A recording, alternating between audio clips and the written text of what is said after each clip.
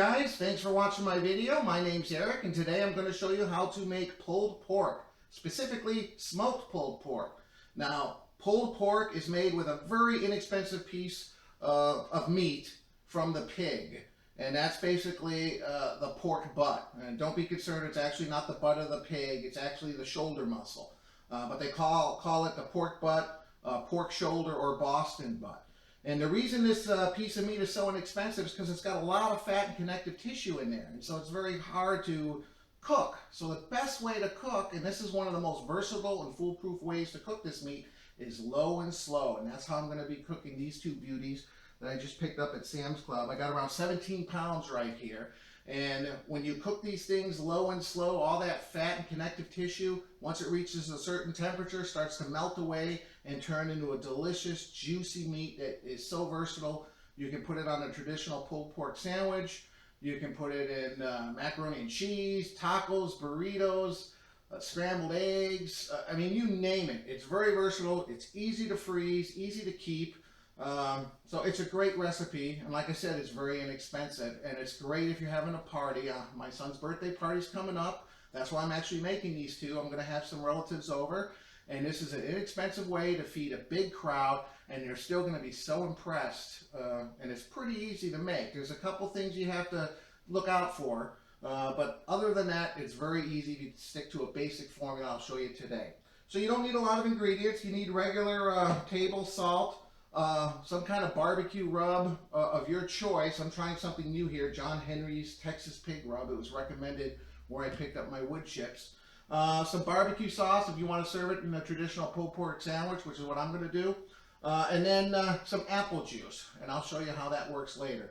But first, let's cut into these things, take a look at them, and I'll show you the next step. Alright guys, the first thing you want to do when you take it out of a package is rinse it off, dry it off with a paper towel. And the first thing you want to do, depending on where you got it, you just want to clean it up a little bit. So any globs of fat and stuff that you see, cut it off. It's okay to leave a little bit of fat, but, trim off this. No more than like 1/8 of an inch. Just to show you a little bit about a bone-in pork butt. Over here is the actual shoulder bone sticking out there. And the opposite of that's what they call the money muscle. That's the real good part, okay? And then you also have a fat side here. This is trimmed pretty nicely. I like to leave a little bit of a fat, like I said, around 1/8 of an inch, because I'm going to cook it fat side up, and that's going to kind of meld into the meat and give me a lot of those juices I want in the second part of the cook. But I'm still going to trim a little bit off of this, so I'll be back in a second once I got this trimmed out and show you how I like it. Alright guys, welcome back. I pretty much cut off as much fat as I wanted. Here's the fat side. I left a little bit on, like I said. I'm going to cook it this side up to protect it a little bit from the heat. And also to meld down into the meat as it cooks for a little bit more juiciness. All we want to do now is just take regular salt. Now I'm not planning on cooking this till tomorrow. And this is kind of an optional step. I would still recommend salting it before applying the dry rub. And I'm going to use a yellow mustard as a base. A little bit of that vinegar in there, as well as this light salt coating is going to penetrate in the meat and act as a little bit of a tenderizer. The salt is going to penetrate because, what time is it right now? It's around 1 o'clock in the afternoon, and I'm going to put this on the smoker probably around 7:30, 8 o'clock tomorrow morning. So this is going to sit in the fridge overnight and let the salt penetrate the meat and act as a tenderizer. And like I said, if you're in a hurry, this is you don't have to wait. I just like to wait, I'm just adds that extra level, that extra step that really helps make it taste a little bit better. So that's about it. Once you've salted it a little bit like that, doesn't have to be too much. You put it in a pan. I'm going to cover it with some foil, and I'm going to stick it in the fridge. And we'll be back tomorrow when I'll show you how to apply the yellow mustard and put the rub on, and then we'll get these things in the smoker tomorrow morning, and we'll be well on our way to some delicious smoked pulled pork. Good morning, everybody. Getting ready to apply some of the dry rub and get these pork butts on the smoker. So I've had these both sitting in the fridge. I'll just show you once now. The salt has had plenty of time to penetrate the meat, and this is really going to help maintain some of the moisture when this fat and connective tissue starts to break down. So we need some kind of base to make the dry rub stick to it. Some people use olive oil, some people just use water. Most competition barbecue people like just plain old yellow mustard. So that's what I'm going to be using today. Gets a little messy. I should have bought some gloves, but you know, you don't have to go crazy. Just enough to have a little base for that rub to adhere to.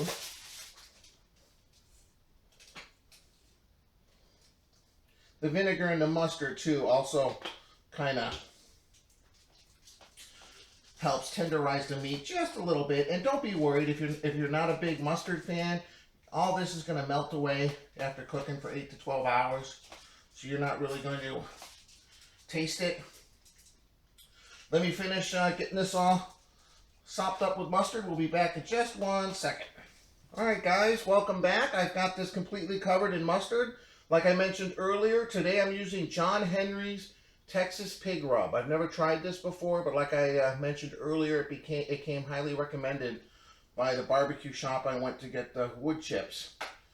So now you want to go really, really generously with whatever type of rub you're using, because what's going to happen as it smokes now for the first 5 or 6 hours is you're going to get a nice bark, which is when the outside turns a dark color.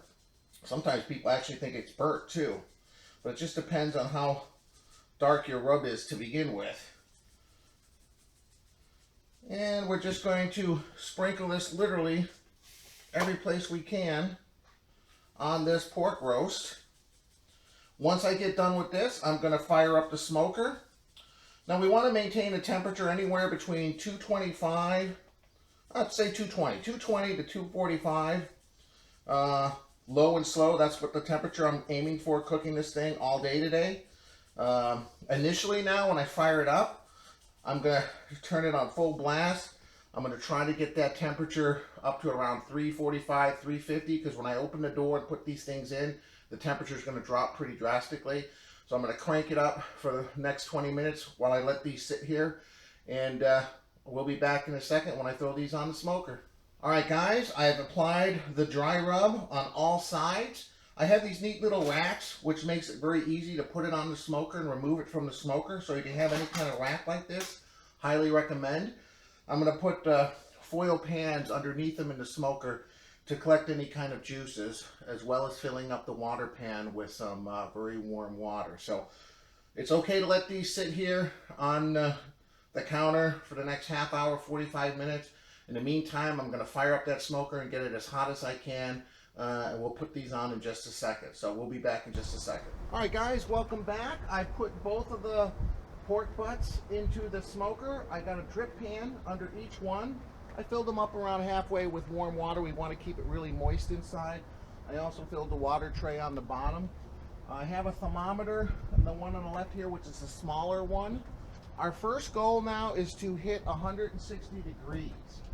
At that point, these two will have taken as much smoke as they possibly can take, and I'm guessing that's going to take anywhere 2 to 4, maybe 5 hours, depending.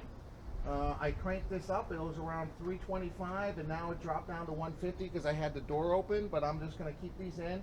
I've got a steady supply of a mixture of hickory and applewood chips, which I found to be the best combination for this. So now I'm just going to let this sit in here. I'm going to keep the door shut. I'm going to try to maintain the temperature of around 225 to 240. Preferably 225 would be perfect. And I'm not going to open this door for at least 2 hours. In 2 hours, I'm going to come back with a mixture of some apple juice and some bourbon. And we're going to spray these just to maintain the moisture that we want. So the hard part's done. It's in the smoker. Time to go finish my morning coffee, and I'll see you guys in a couple hours when we spritz these things with some liquid, see how they look at that point. Alright guys, it's almost the 2 hour mark since I put those pork butts on, so we're getting ready for the first time. We're going to have to spritz it with a little bit of liquid to make sure it stays moist. So what I use, and there's a lot of different options here. Some people just spray water. Some people use water with a little bit of the rub. I'm using apple juice, 75% apple juice, and then 25% Jack Daniel's whiskey. I think the addition of the whiskey gives it a good flavor. Luckily, this has got a little measuring thing, so I'm going to put 6 ounces of apple juice and then 2 ounces of Jack Daniel's. It's just I got it out. I might as well take a shot while I'm enjoying this. I got today off, and tomorrow it's going to be a long day. So let's see, 2 ounces of Jack Daniel's. And you only want to spray it twice, at the 2-hour mark and at the 4-hour mark. And then once it hits 160, we're going to take it off and wrap it in foil. And we can spray a little bit more on that. It's going to create a seal to let some of that liquid steam and finish it up to our goal temperature of around 195 to 198. We want to get that at least that hot, because that's when all the connective tissues start to melt. So let me get my little concoction spray ready, and let me take a shot. Looking forward to some great smoked pulled pork here later on this evening. And we will be back shortly to spray the concoction on. See you in a little bit. All right, guys, here we are at the smoker. It's been around 2 hours. It's just under 225. Now it's time to spray it with a little bit of my special juice concoction. Let's get this open here. Take a look at these close up. Woo! Looking nice, looking nice. So we only want to do this a couple times during the cook, because we don't want to open the door any more than possible. So we're just going to spray some of this on, keep it nice and moist. It looks like it's very moist already. Some of the fat's beginning to melt down a little bit. Oh man, it's looking good. All right, well, there we go. 2 hours. We'll go ahead, lock this up, and we'll be back at hour number 4. I did, just to do a temperature check here, we're at 117. We got to get it up, 116. We got to get it up to 160 is our first goal. That's where we're going to wrap them in foil. So we got a little ways to go. We'll close this up. We'll be back in around 2 hours to give it another spritz and check on the temperature. See you then. All right, guys, we're back. It's just past 4 hours. Time for another spritz. It climbed up a little bit to 250, but that's okay. This pork is pretty forgiving as far as temperature. It can handle a lot, so it could actually go much warmer than that if it had to. Let's take a look here. Whew. I've been keeping it full of smoke. Apple and hickory wood. Let's take a look at this. Oh my goodness. Does it look wonderful? Spray a little bit more of my concoction. Keep it nice and juicy. Man, it's getting a nice bark on there. We're looking good. The temperature, let's see, what are we at? We're at 154. We want to try to get it, like I said, 160. We're approaching the stall.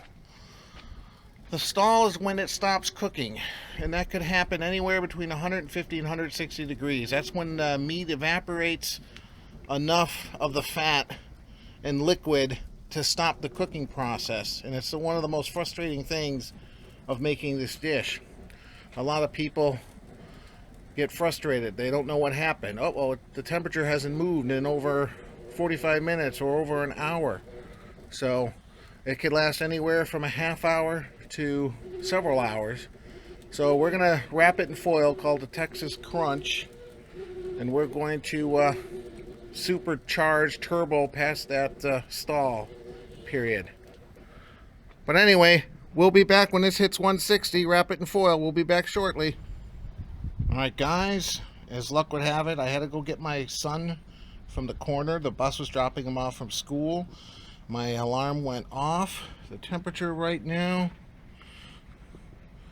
164. So I'm 4 degrees above where I wanted to take it off, but no worries. Like I said, this is a very versatile piece of meat, so this isn't going to make a big deal one way or the other. All right. Wow, let's take a look at this. Ooh, look at that bark. Nice bark. Now, you know, you could just power through this. You could just let this sit on here. It probably, let's see, it's been on just over 6 hours. Could take anywhere from 3 to probably 5 more hours if I just left it in here. But I'm going to take it out. I'm going to wrap it in foil. It's going to help it cook faster and get through this stall that it's experiencing. And it's going to collect some juices too, which is another reason I'm doing it. Plus, I don't want to be eating at midnight. And the fact that I'm going to be smoking some more food this weekend, and I don't want to use all my propane. And I'm lucky to have a electric oven that actually has a thermometer that I can stick in the oven to gauge the temperature. So it's perfect. So let me get these bad boys off the smoker here inside, and I'll show you how to wrap them up. Be back in just a second. Hey guys, I just pulled these off. Man, they look and smell wonderful, but they're not done yet. What we're going to do is I'm going to spray it with a little bit more of the spray, just wetting them up, and then we're going to cover them in foil nice and tight, and I'm going to finish them in the oven. My oven, I'm lucky enough, has this temperature probe. So I'm going to stick it in a smaller one and plug this inside the adapter inside the oven and set it to go off at around 193. Anywhere from 193 to 195 is perfect. I'm going to take it all out of the oven at that point and let it rest for around an hour until the temperature gets up, you know, right around the 200 degree, which is where you want it for everything to just kind of fall apart, delicious, succulent, and tender. So I'll wrap one of these up here. Just going to get a light spray. It's going to make some juices now, and I just want a little bit of that. That's why I'm putting it in these pans, because it's going to collect the juices on the bottom. So I'm going to wrap these up. Be back in a second. Alright guys, I got both of them wrapped up, put in the oven. I have the temperature probe in here to let me know at 195 degrees, which should be perfect to pull it out and let it rest. So I got them tightly wrapped in foil. Now I'm saving on the propane gas. 6.5 hours till it got to this point. Probably another 2 to 3 hours in here until it hits 195. So I got some time. So how about a nice cold beverage? Today I'm going to review 805 from Firestone Walker Brewing Company. They're out of Paso Robles, California. They're on the Central California coast. And 805 is actually the 3-digit area code for the phone number up in that area. I've never tried this, but a friend of mine at work asked me about it. It seems to be becoming very popular. And I said, no, I never tried it. He said, yeah, it's pretty good. And he's pretty much a really good beer connoisseur. He is quite experienced. He hangs out at a brewery in his town. They have all kinds of seasonal stuff. Anyway, I heard this is just supposed to be a light and refreshing summertime beer. It's 4.7% alcohol. Cheers to some pulled pork here. Oh, it's good.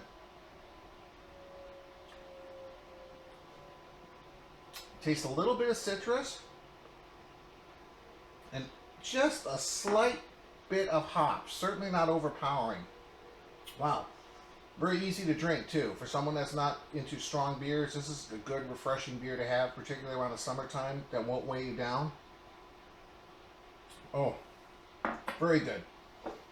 So 805 by Firestone Walker Brewing Company. Highly recommend. It's delicious.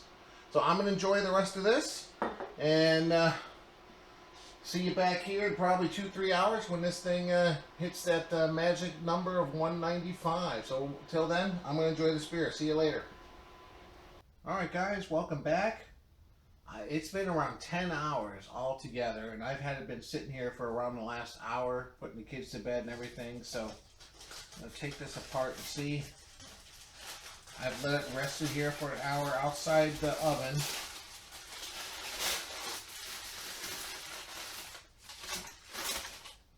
Oh my goodness.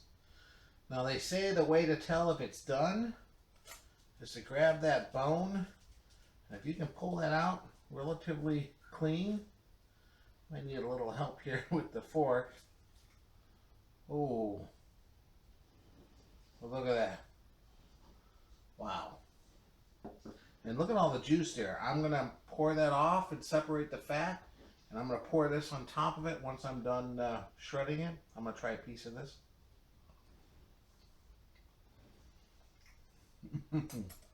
Mmm. Wow. That's some good stuff. See a little smoke ring there? And that bark. Wow. All right, I'm going to get to busy shredding this. Be back in 1 second showing you how to put together the perfect pulled pork sandwich. Hey guys, welcome back.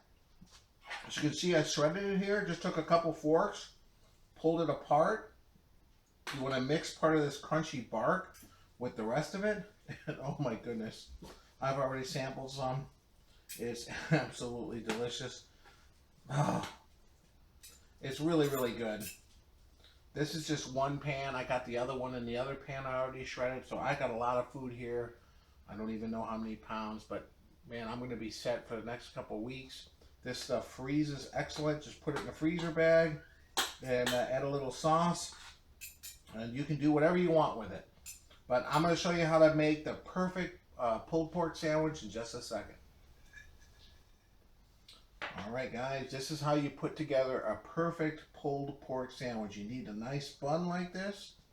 We're going to put some fresh smoked pork butt on here.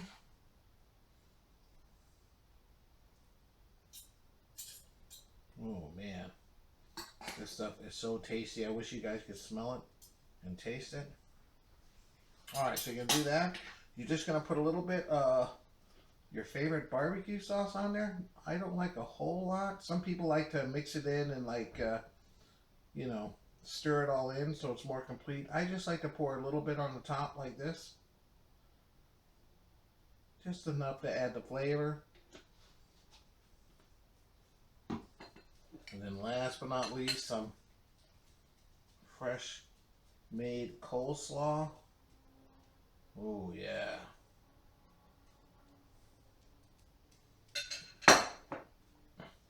And that right there is a perfect pulled pork sandwich.